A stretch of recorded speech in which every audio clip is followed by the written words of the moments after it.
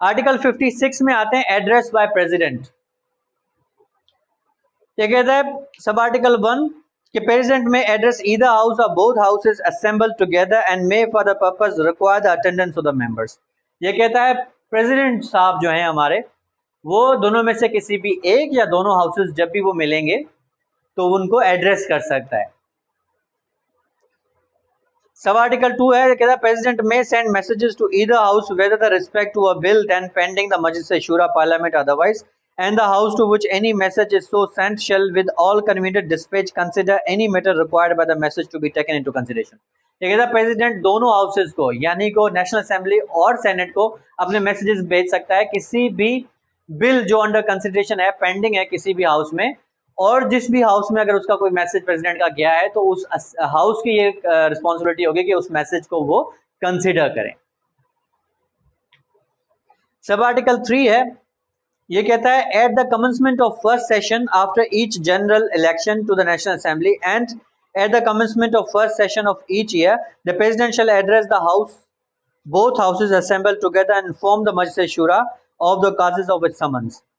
ये कहता है जब भी नेशनल असेंबली इलेक्ट होके आएगी उसके पहले ही सेशन में जैसे प्रेसिडेंट साहब है वो दोनों हाउसेस को समन मीटिंग तो होगी, उसमें एड्रेस करेंगे, दोनों हाउसेस को एड्रेस करेंगे और एड्रेस करके बताएंगे कि भाई आप लोगों को हमने यहाँ किस मकसद के लिए आपको कॉल किया, और जो भी उनकी मकसद वगैरह होंगे उनको वो कॉजेज वगैरह बताएंगे। सब आर्टिकल 4 कहता है provisions shall be made in the rules for regulating the procedure of house and the conduct of its business for the allotment of time और discussion of the matters referred to in the address of the president. ये कहता है कि provisions वगैरह बना जाएंगे, rules of procedures वगैरह बना जाएंगे, ठीक है। नेशनल असेंबली के रूल्स होते हैं, रूल्स ऑफ बिजनेस, मेरे ख्याल में 1973 हैं रूल्स ऑफ बिजनेस, ये उन्हीं की बात कर रहा है कि जो जितना भी वगैरह बिजनेस वगैरह होगा असेंबलीज वगैरह का, असेंबली से जैसे कोई बिल पास होता है कैसे पास होगा, वो किस प्रेसिडेंट में जाएगा, प्रेसिडेंट से कैसे पास होगा, ये पूरा रूल्स ऑफ बिजनेस होंगे, ये उन्हीं की जिक्र कर रहा है कि वो उनके प्रोविजंस वगैरह बना जाएंगे, वो रूल्स वगैरह बनाए जाएंगे ताकि स्मूथली नेशनल असेंबली का कंडक्ट चल सके। आर्टिकल 57 कहता है right to speak in Majlis Shoora parliament. The prime minister, federal minister, minister of state and the attorney general shall have the right to speak and otherwise take part in the proceedings of either house or a joint sitting or any committee thereof which he may be named a member but shall not be virtue by this article be entitled to vote। ये कहता है कि भाई right to speak, parliament में किस किस को हक है कि वो आके बात कर सकता है।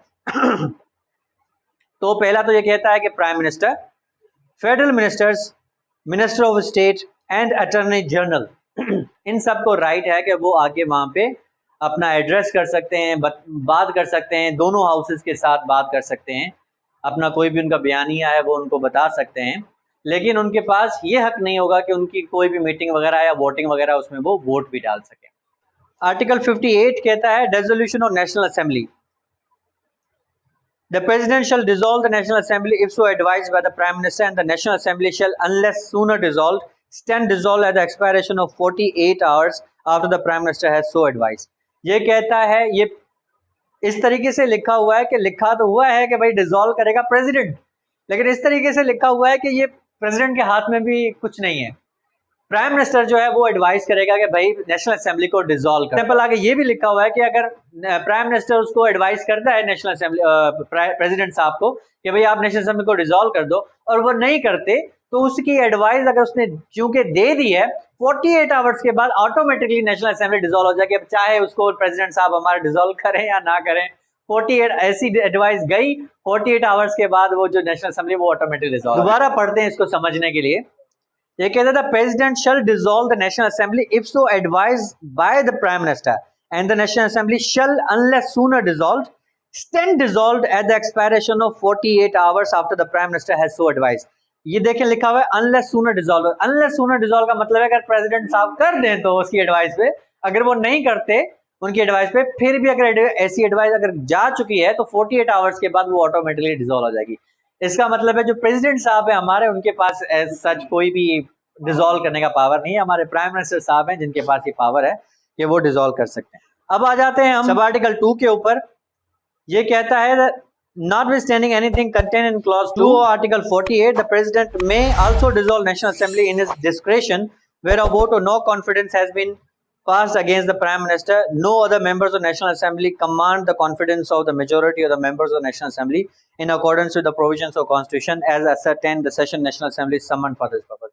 ये कहता है सब आर्टिकल 2 में कि भाई प्रेसिडेंट साहब भी अपने डिस्क्रेशन के ऊपर यानी अपना पावर चला के भी नेशनल असेंबली को डिसॉल्व कर सकते हैं अगर हमारा जो प्राइम मिनिस्टर साहब है उसके खिलाफ अगर वोट ऑफ नो कॉन्फिडेंस आया है और वो पास हो गया है नो और उसके बाद अगर ऐसा दूसरा कोई और शख्स नहीं है जिसके ऊपर जो नेशनल असेंबली है वो एतमाद कर सके, उसको प्राइम मिनिस्टर बना सके, तो फिर जाके पावर प्रेसिडेंट साहब के पास आता है कि वो इसी असेंबली को डिसॉल्व कर सकते हैं अपने डिस्क्रेशन के ऊपर।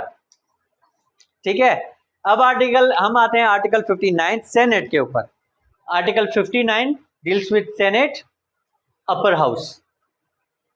अच्छा, हमने इसको पिछली अपनी वीडियो में थोड़ा सा स्किप किया था और वो इसलिए किया था क्योंकि इसमें कुछ अमेंडमेंट्स थी। फाइनली हमें वो अमेंडमेंट्स मिल गई हैं तो हम उसको भी डिस्कस करते हैं।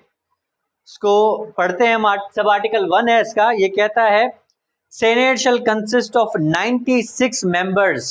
कितने मेंबर्स हैं? 96 मेंबर्स। हाँ, देखिए पुरानी अमेंडमेंट हुई उसमें 104 है पर ही अमेंडमेंट 2018 का वो आने 96 मेंबर्स थी है।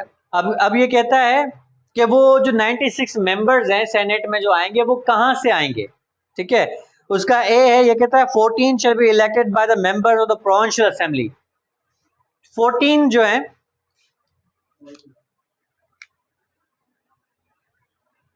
इसमें से जो 14 होंगे वो प्रोविंशियल असेंबली से आएंगे। ठीक है, जितनी भी प्रोविंशियल असेंबलीज हैं हमारे पास, जितने भी प्रोविंसेस हैं उनकी जो जितनी भी प्रोविंशियल असेंबलीज हैं 96 में से 14 वहां से आएंगे। अलग अलग भाई, जो 14 आ रहे हैं प्रोविंशियल असेंबली यानी सिंध की असेंबली से अलग आएंगे, पंजाब की असेंबली से अलग, हर प्रोविंशियल असेंबली से 14 आएंगे। ठीक है, कितनी प्रोविंशियल असेंबलीज हैं हमारे पास? 4 प्रोविंशियल असेंबलीज हैं। ठीक है, आप एक जनाब कैलकुलेटर पे हिसाब किताब भी लगाएं, कितने हो गए? 56 हो गए। ठीक है, अच्छा इसको थोड़ा हिसाब किताब करते हैं। Multiply by 4 is equal to 56। अभी हम इसको आगे है सी, वो कहता है 2 on general seats and 1 women and 1 technocrat including alim shall be elected from the federal capital in such manner as the president may by order prescribe। ये कहता है 2 जो हैं वो जनरल सीट से आएंगे, एक वुमेन की सीट्स जो रिजर्व्ड है वहां से आएगी और एक टेक्नोक्रेट की सीट से आएगा। कितने? 2 general seats, 2 from general seats plus 1 women plus 1 technocrat. 1 technocrat is equal to कितने हो गए? ये 4। ठीक है, दूसरा पढ़ते हैं। ये कहता है 4 whom shall be elected by the members of each provincial assembly। अब each provincial assembly क्या करेगी? 4 जनों को अपनी असेंबली से 4 वुमेन है, 4 women shall be elected by the members of each provincial assembly। 4 जो हैं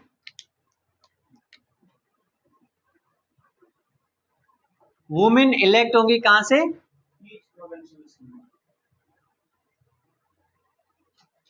ये कितने हो गई दोबारा? Multiply by 4 is equal to 16। ठीक है, अब ये कहता है 4 technocrats including ulema shall be elected by the members of each provincial assembly.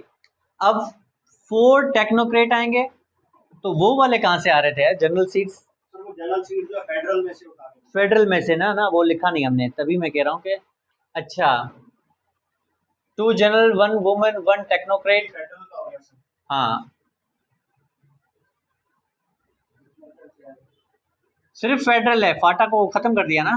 Federal में फाटा हाँ, टेक्नोक्रेट, टेक्नो एक टेक्नोक्रेट एक वुमेन जो जनरल सीट कितने हो गए इक्वल टू 4। 4, ठीक है।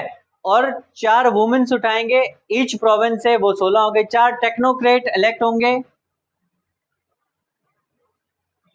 Each province assembly multiply by 4 is equal to, ये भी 16 है ना, ठीक है। यही एडजस्ट करते हैं इसको, यहाँ पे इसको ऐसे बंद करते हैं और यहाँ पे हम इसको ऐड कर देते हैं।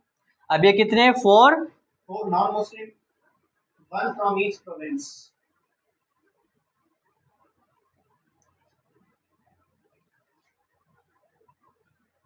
Each province is equal to 4, ठीक है। और ये टोटल कितने होते हैं? 96, 56 प्लस टोटल 96, ठीक है।